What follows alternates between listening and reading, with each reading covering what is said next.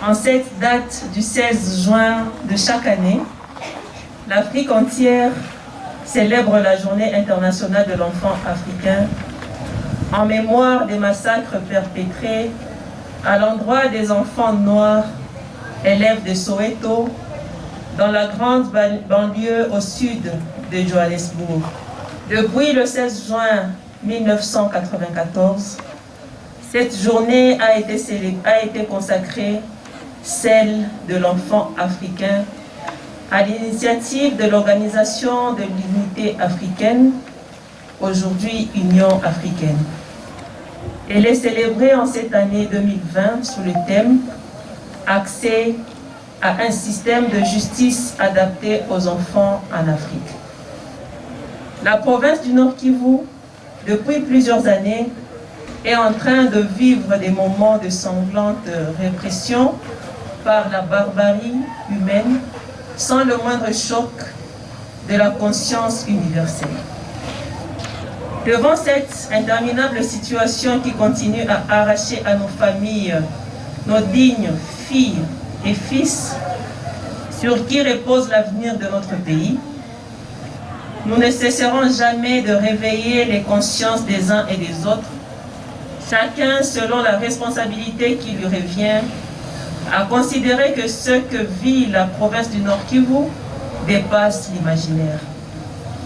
Les victimes sont essentiellement des enfants tués à la machette, au couteau, à des armes à feu, d'autres arrachés de force de leur famille en vue de renflouer les groupes armés.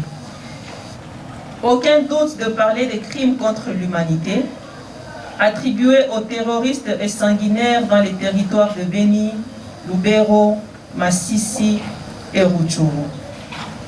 C'est pourquoi, en mémoire de tous ces enfants lâchement abattus sans cause et parfois utilisés comme bouclier humain, un moment d'interrogation de conscience devrait être réservé par chacun de nous pour tourner un regard vers ce sombre tableau et une oreille pitoyable à ces cris des innocents qui crient au secours. Au-delà des affres de la guerre et de la persistance des groupes armés, notre province fait face à d'autres fléaux à l'instar d'autres provinces du pays ou du monde, de la pandémie à coronavirus 2019 et de l'épidémie à Ebola qui déstabilise les familles. Une autre fatalité qui compromet l'avenir de nos enfants, c'est l'exploitation sexuelle de la petite fille dans des maisons dites de tolérance, dans les villes comme dans les grandes agglomérations de la province. Mais également, dans les zones d'exploitation minière, les enfants sont toujours exploités abusivement, de même dans des travaux domestiques, dans les commerces. L'enfant se retrouve dans la situation alarmante. Tout son avenir se retrouve confisqué par l'adulte. Et donc, nous appelons tous ces proxénètes, tous les seigneurs des guerres, les exploitants miniers, les chefs de ménage, de cesser avec ces pratiques qui compromettent le futur de l'enfant et de toute la nation. La situation actuelle que traverse notre pays aussi exige de nous une particulière attention sur le respect des mesures barrières et les mesures d'hygiène afin de nous protéger et protéger nos enfants mutuellement contre ce fléau de Covid-19.